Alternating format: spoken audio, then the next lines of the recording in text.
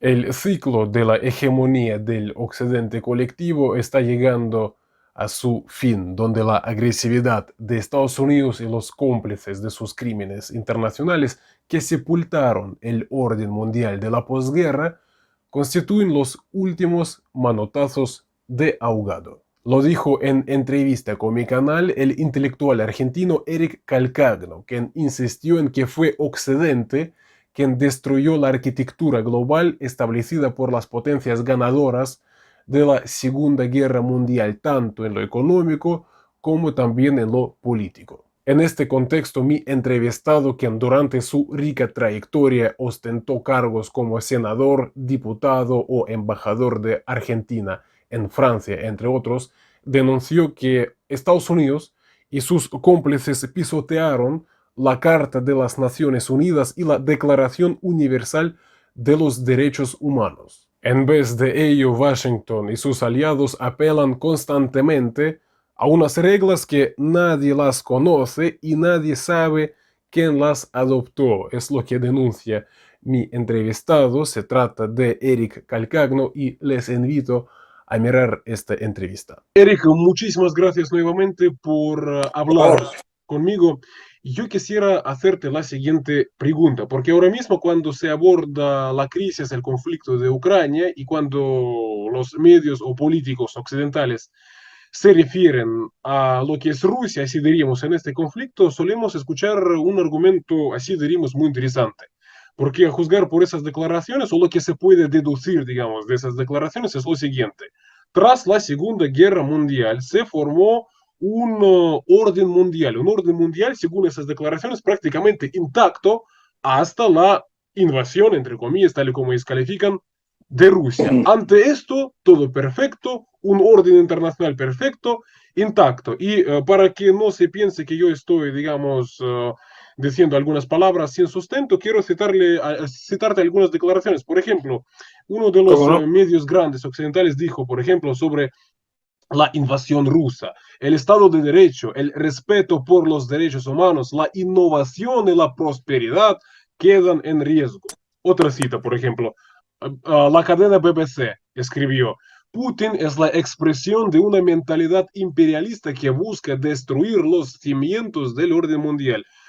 Entonces, otra cita, y estoy terminando. Por ejemplo, se habla sobre invasión masiva contra Ucrania, entonces una escalada de agresiones militares que no se veían en el mundo desde 1945. Y ya estoy terminando con esas citas. Por ejemplo, en esta cadena BBC también el autor de ese artículo se pregunta, pero ¿qué ha llevado a Putin a tratar de sobrevertir el orden que ha regido el mundo durante las últimas décadas? ¿Qué busca y qué hay detrás de sus decisiones? Entonces, ya estoy terminando. Un orden mundial formado tras la Segunda Guerra Mundial intacto y solamente destruido por la invasión de Vladimir Putin. Entonces, por lo que yo he visto tus declaraciones, tú tienes otra Sí. visión. Así que yo te pediría, por favor, Bueno, pronunciarte al respecto. bueno, muchísimas gracias y para mí es un privilegio, un honor estar aquí charlando contigo. Eh, Me parece que mi primera reacción frente a lo que has mencionado es que son visiones ahistóricas, es decir, visiones que niegan la historia. Visiones que se anclan en el instante, en la instantaneidad, olvidando precisamente que el orden establecido después de la segunda posguerra, después de lo que en Rusia se llama la Gran Guerra Patriótica, que los países occidentales llaman la Segunda Guerra Mundial, fue un orden basado en que uno podía ser comunista, que uno podía ser capitalista, que uno podía ser esto o aquello, pero que no podía ser fascista. No había más lugar para el nazismo. Y eso queda plasmado en la Carta de las Naciones Unidas. Es decir, se establece un sistema político con la Carta de Naciones Unidas, económico con el sistema de Bretton Woods, moral con la Declaración Universal de los Derechos del Hombre, y que eso rigió las relaciones internacionales hasta cierto momento.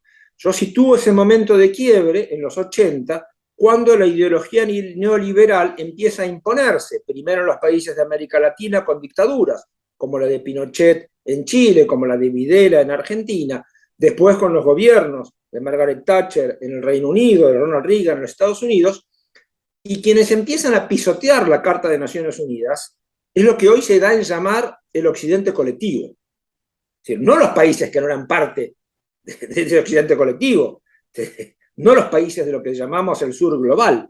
Es decir, que el quiebre histórico se da en esos años desde el abandono de Bretton Woods, desde el abandono de los derechos humanos, de la Carta de los Derechos Humanos, de la Carta de Naciones Unidas, cuando vemos las invasiones en Irak, en Libia, en Siria, en Afganistán. Es decir, ahí, ¿dónde está la libre autodeterminación de los pueblos?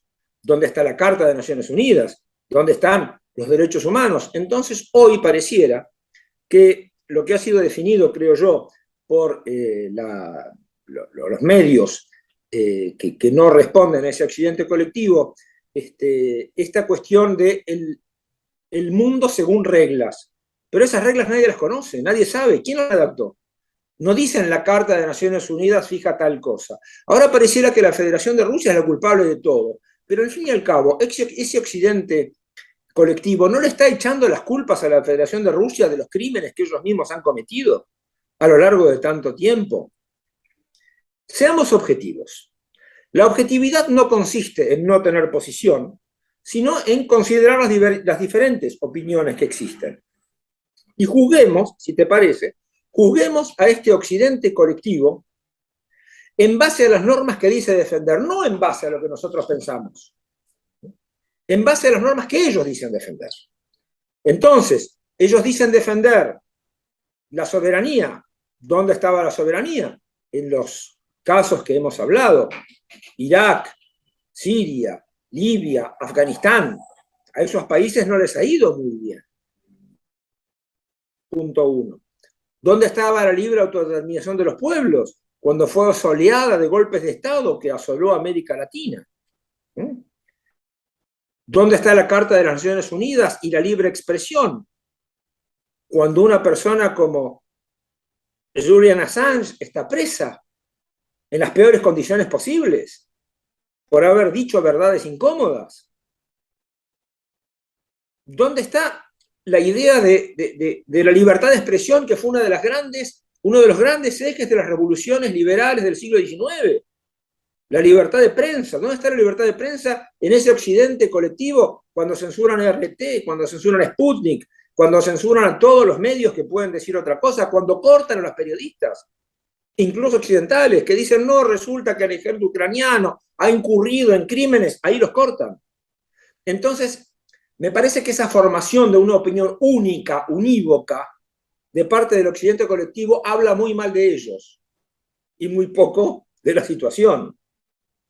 Y la construcción de una imagen de buenos malos, de malvados y de salvadores, a lo único que nos conduce es una visión totalitaria. Y bien deberían saber esos países, de donde surgió el fascismo y el nazismo en los años 20 y 30, que las visiones unívocas, absolutas, no conducen a nada. La política es el campo de las verdades relativas. La Federación de Rusia, para los que tienen algo de memoria, no mucho, no pido mucho, pero algo de memoria, recuerda el discurso del presidente Putin en la conferencia de Múnich. Bueno, para empezar, lo de Gorbachev y lo de Shevardnadze, no, que la OTAN no avance al este y no destruyan los monumentos de la Gran Guerra Patria. ¿Qué hicieron? Avanzaron al este, destruyeron los monumentos. Bueno, los discursos de Putin: neutralicemos, que Ucrania sea como Finlandia, cuando era neutra, de Austria, que sigue siendo neutra. Tampoco parece un destino tan triste para un país ser como Austria. Pero bueno, siguieron con eso, se hicieron los acuerdos frente a la guerra desatada, a la represión en realidad, porque yo no sé si fue una guerra, a la represión y al terror desatado sobre el Donbass por parte del Estado ucraniano después del golpe de Estado de Maidán. Bueno, acuerdos de Minsk I, acuerdos de Minsk II, es decir, la Federación de Rusia intentó, por todos los medios a su disposición, de encontrar una salida política, negociada. Ni siquiera se pedían los acuerdos de Minsk que lo que son hoy las repúblicas del Donbass fueran parte de la Federación de Rusia. Se pedía que les dejen autonomía, se les pedía que les respeten el idioma, pero cuando uno está frente a la resolución violenta de problemas políticos, cuando existe todavía la posibilidad de discutir política, eso se llama fascismo. Esa es la elección por la violencia, por la resolución violenta de las controversias políticas, es decir, de modo pacífico. Por lo tanto, hay que preguntarse quién es el agresor y quién es el agredido. Por supuesto, los grandes medios de comunicación de este occidente global van a crear la subjetividad, van a colonizar la subjetividad de los que consumen las noticias, diciendo, Putin es el malo, los rusos son malos, no le damos más a Dostoyevsky, no le damos más a Tolstoy, no veamos más ballet, que no exista Tchaikovsky. Bueno, sinceramente, tomando los valores que el occidente colectivo pretende encarnar, si los comparamos con lo que el occidente colectivo está haciendo, lo que podríamos decir es que están conspirando contra su propia esencia. Y conspirar contra la propia esencia nunca dio buenos resultados en la historia. Sí, Erika, muchísimas gracias porque clarísima la Gracias. respuesta. Yo quisiera pasar a la siguiente pregunta, pero antes también Sí, quisiera matizar un hecho que me parece muy importante porque tú has mencionado acuerdos de Minsk, acuerdos sí. importantísimos para la solución pacífica del conflicto de Ucrania. Además, que había países garantes del cumplimiento de ese acuerdo, Alemania y Francia. Y lo que me interesa es por qué en ningún momento escuchamos sus, no sé, declaraciones sobre por qué incumplieron sus obligaciones como garantes. Y además, una cosa interesante para que se entienda, porque esos acuerdos, y tú has explicado el contenido de esos acuerdos que Sí. comprendían que Donbass sigue siendo parte de Ucrania, pero tenga, Sí, digamos, ciertas libertades. Pero ¿qué es lo sí. interesante? Los propios dirigentes de Ucrania, es decir, Poroshenko y posteriormente Zelensky, actual presidente, reconocieron abiertamente que esos acuerdos de Minsk los firmaron para ganar tiempo, para prepararse militarmente, para solucionar este conflicto por la vía militar. Y en febrero de este año, pocos días antes de la intervención rusa, acumularon tropas ucranianas en la línea de separación más de 60.000 soldados con el objetivo posteriormente, tras tomar Donbass, ir a Crimea. Un pequeño detalle que me parece muy importante. Totalmente, pero Crimea era rusa antes de que Arkansas sea norteamericano. Sí, también hay que considerar la historia en toda en toda su dimensión y su complejidad. Lo que se pidió era que tuviera un estatuto parecido al de Cataluña, un estatuto parecido al del País Vasco. Tampoco es una cuestión de, Dios mío, ¿qué va a pasar? Y eso fue rechazado. Entonces, desde el principio, la idea era la violencia como modo de resolución de los problemas. Ese es el error histórico y tanto más grave que ni Alemania ni Francia, teniendo los medios para imponer las soluciones de Minsk, que eran políticas, no tienen los medios para imponer una solución militar. Y por el contrario, en una especie de suicidio colectivo, porque el fascismo también es suicidio colectivo, han decidido que no le van a comprar más petróleo a Rusia, gas a Rusia, energía a Rusia, cuando el modelo europeo funcionaba en base a energía a un buen precio que era suministrada por un proveedor fiable, que era la Federación de Rusia. Entonces, los políticos, como Alemania, como en Francia y otros países, le tienen que decir a sus pueblos, miren, la van a pasar muy mal ahora por un objetivo futuro que es incierto. Y eso es muy malo en política. Uh -huh. Eso es muy, muy malo. Sí, Eric, además me parece importante que ni siquiera saben explicar, eso parece muy importante, porque tú has dicho que ni siquiera ellos saben explicar de qué futuro se trata, es interesante, nunca explican por qué, porque siempre su argumentario es el siguiente, lo estamos haciendo, lo tenemos que hacer por defender nuestros valores, y luego nadie explica y de qué valores se trata, de los, por ejemplo, del actual régimen de Ucrania, porque, por ejemplo, yo quiero decir una cosa, porque tú acabas de mencionar lo de fascismo. Una cosa, estamos hablando ahora mismo en unas circunstancias en las cuales el presidente Zelensky prohibió el Partido Socialista ¿Sí? en Ucrania. ¿Por qué? Porque es prorruso, ya prohibido. Eso ya son 12 partidos prohibidos en Ucrania. Bueno, pero ahí está claramente, como no pueden argumentar, porque si uno está seguro de su buen derecho, no teme a la discusión política, incluso en una situación de guerra. Le recordamos a nuestros amigos alemanes y franceses que en la Primera Guerra Mundial seguían funcionando los partidos políticos. No proscribieron partidos políticos, en la Primera Guerra Mundial estoy hablando. Luego, en este momento, como no tienen argumentos, cuando no hay argumentos se recurre a la violencia o al esencialismo. Todos los rusos son malos, entonces todo lo ruso es malo. No hay una discusión. ¿Cómo? Si dijeran, no, todos los ucranianos son buenos, no hay una discusión. Cuando los pueblos son diversos por sí, lo que pasa es que se instala, recordemos, vos estás en el ámbito del periodismo, yo también, pero antes de la operación especial resulta que Ucrania era un régimen hipercorrupto, las personas se iban por centenares de miles, los ciudadanos ucranianos se iban por centenares de miles, era un país sin futuro, todo estaba podrido, y ahora resulta que es como la Atenas de Pericles.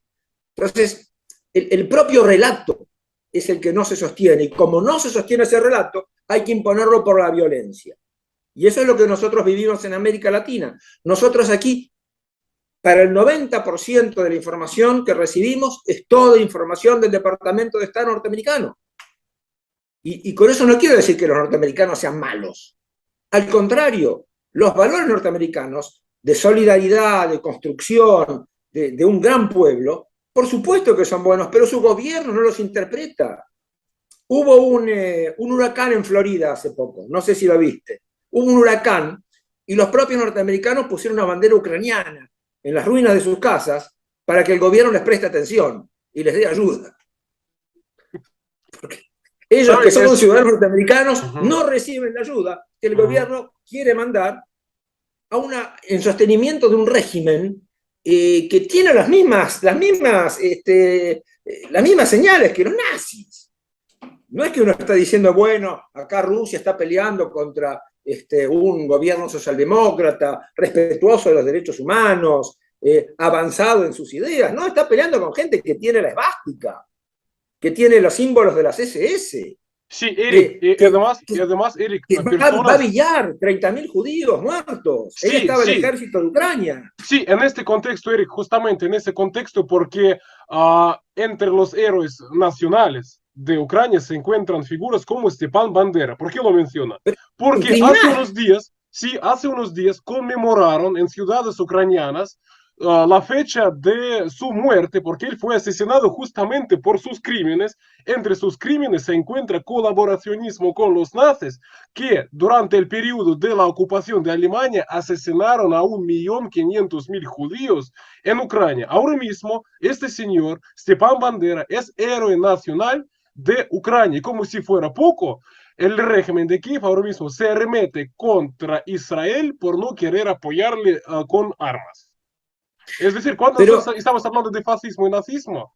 Para que se entienda que no son, digamos, palabras, que son hechos no son concretos. Fantasmas, sí. Son realidades concretas, pero son realidades concretas que ustedes tienen que enfrentar. Y son realidades concretas que nosotros tenemos que enfrentar también aquí en América Latina. Tenemos un discurso muy antipopular que se escucha, un discurso racista, un discurso xenófobo, un discurso de pensamiento único, de imponer la violencia, de permitir que las Fuerzas Armadas en Argentina, por ejemplo, vuelvan a intervenir en asuntos internos. Es una locura, pero en esta locura nosotros tenemos que tratar de ser razonables y racionales. Las dos cosas. Cuando dentro de 100 años o 200 años lean la historia de lo que ha sucedido en esta época, van a ver que hubo una parte que insistió hasta el final con una solución política. Y verán que otra parte solo quiso la violencia, no importara el precio. Y acá quisiera hacer un detalle, precisamente porque hablamos del pueblo norteamericano. Hay una gigantesca transferencia de ingresos desde el taxpayer, desde el que paga los impuestos en Estados Unidos, a las grandes empresas productoras de armamento en Estados Unidos. Porque cuando Estados Unidos le da 10.000, 20.000, 30.000, 40.000 millones de dólares de ayuda militar al régimen de Ucrania, ¿De dónde sale esa plata? Sale del bolsillo de los estadounidenses. Entonces, que con eso se financia el presupuesto nacional. Entonces, los norteamericanos pagan impuestos y su gobierno compra armas para mandarlos a Ucrania. ¿Quién hace el negocio acá? Las empresas de armas, no los norteamericanos pobres. No los norteamericanos blancos pobres, los afroamericanos, los latinos o todas las personas que viven ahí. No hacen negocio. Al contrario, cada vez viven peor. Entonces, es ahí donde la guerra nos está mostrando la verdad de la política. ¿A quién le interesa qué cosa? ¿Y cuál va a ser el mundo de mañana? De repente, Rusia, China, India van a ser un eje con base en la industria y en la economía real. Estados Unidos y Europa Occidental van a ser un eje en lo financiero. Eso también es lo que está en pugna en este momento. Y recordemos que el fascismo nace en Italia en 1922 por voluntad de las grandes empresas que le pagaron a bandas armadas, a los camisas negras, para destruir sindicatos, para destruir cooperativas, para romper al movimiento obrero, para romper a los partidos de izquierda y a los partidos católicos. Es decir, ahí está la raíz del totalitarismo. Fijémonos cuál es el camino del dinero. ¿Quién gana con esto? Por supuesto, el establishment de Estados Unidos puede o supone que puede mantener una guerra porque no hay soldados norteamericanos que mueran. Entonces, no importa, son ucranianos, pelearán, como se dice, hasta el último ucraniano. Pero después, ¿los europeos van a dejar que peleen hasta el último ciudadano europeo en su bolsillo? Me parece que estamos enfrente de una crisis política mayor que también hace a Europa, hacia lo que es la construcción europea, y me permito recordar las palabras de un amigo de Rusia, el general Charles de Gaulle, que decía que Europa va del Atlántico hasta el Ural. Sí, Eric, yo incluso diría que el propio presidente Putin era defensor de la idea de una Europa de Lisboa a Vladivostok. Ahora difícil de creerlo, pero el propio presidente ruso. Entonces, ¿qué es lo que ha ocurrido? Sí. Que ahora ese día ya parece como, no sé, pero absolutamente de otro mundo prácticamente. Y es otra época, ha cambiado, hemos cambiado de época. Hay cosas que ya no van a ser como antes, nunca más van a ser como antes. El mundo de la posguerra en gran parte ha desaparecido. El mundo del Tratado de Westfalia, cuando se arma la cuestión de los Estados-naciones, también está duramente tocado. Somos nosotros, a nosotros nos corresponde mantenernos firmes en la Carta de las Naciones Unidas. Es decir, eso es el hilo de esperanza que tenemos. Sí, Eric, No muchas gracias. intervención, no intervención, libre autodeterminación de los pueblos. Sí, Eric, muchas gracias por mencionar la carta y mencionar este organismo, la ONU, porque es exactamente la pregunta y sería la última pregunta que, Por favor. que quería hacerte. Pero antes de esto, yo también quería un pequeño comentario, porque tú has dicho o tú has constatado Sí. cómo ha cambiado el relato sobre Ucrania antes del año 2014 o, por ejemplo, antes del año 2022. Incluso para que se conozca, para que las personas lo busquen. Ahora mismo el Zelensky aparece en medios como el diario El País de España, como ahí titularon su artículo, Zelensky, el nuevo Moisés bíblico, se pregunta la autora, y a lo largo del texto responde que así es un Goliat frente, oh, lo siento, es un David frente a un Goliat. Además, todo Occidente ahora mismo es David frente al Goliat que es Rusia. Por si acaso, así estamos viendo. Pero, Eric, ¿sabe? Mi última pregunta sería la siguiente, la ONU. Porque tú estabas hablando también sobre la violencia y la violencia resulta que está teniendo lugar también ahí dentro de la ONU. ¿A qué me refiero? Porque lo denunciaban también representantes rusos, el propio presidente ruso. La ONU, ahí sus países miembros, sus representantes están brutalmente presionados. Resulta que dicen abiertamente por Estados Unidos para que voten de determinada manera. Incluso impiden para que ahí se pueda ejercerse el voto de manera secreta para también poder controlar el voto. Y de ahí, por ejemplo, estas resoluciones tan abrumadoras, por ejemplo, en contra de Rusia. A raíz de eso hay cada vez más debate sobre qué está pasando con la ONU, en qué medida realmente es un organismo acorde, digamos, a la actualidad, en qué medida es un organismo que puede cumplir la función para la cual fue creado. ¿Fue creado para qué? Para que las grandes potencias puedan resolver sus, digamos, discrepancias por la vía pacífica. Ahora resulta que no cumple este Exactamente. papel. Eric, tú sabes lo de la ONU, quizás tú podrías pronunciarte al respecto. ¿Qué hacer en unas circunstancias en las que parece que la ONU no funciona? Es decir, ¿qué opinas tú sobre si funciona o ¿Qué no y qué problema, necesitamos hacer? qué problema, Víctor? Porque si la ONU no cumple su rol, entonces se va a convertir en una especie de Liga de las Naciones o Sociedad de las Naciones, que ese era un club franco-inglés que existía antes de Naciones Unidas y que duró hasta el 1939 y no solucionó nada.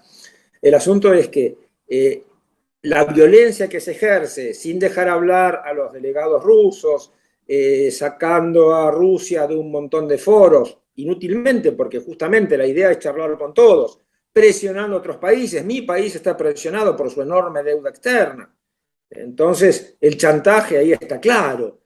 También otros países. Me parece que nosotros tenemos que mantenernos tratando de defender lo que la Carta de Naciones Unidas dice y poniendo permanentemente en frente de sus obligaciones a los países que la incumplen, como Estados Unidos, como el gobierno de Estados Unidos, que no les da visa a los funcionarios rusos que tienen que viajar.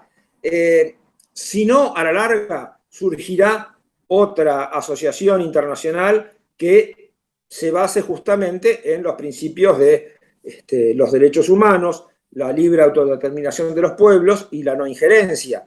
Me parece que el occidente colectivo no es totalmente consciente de lo que sucede.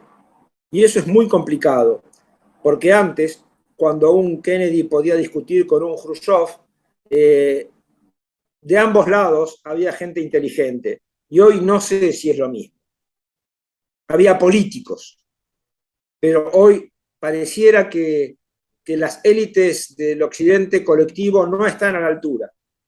No están a la altura de la preservación de sus propios pueblos, sin lo cual no hay política internacional, Uh porque por -huh. último la política internacional es la continuación de la política interior por otros medios.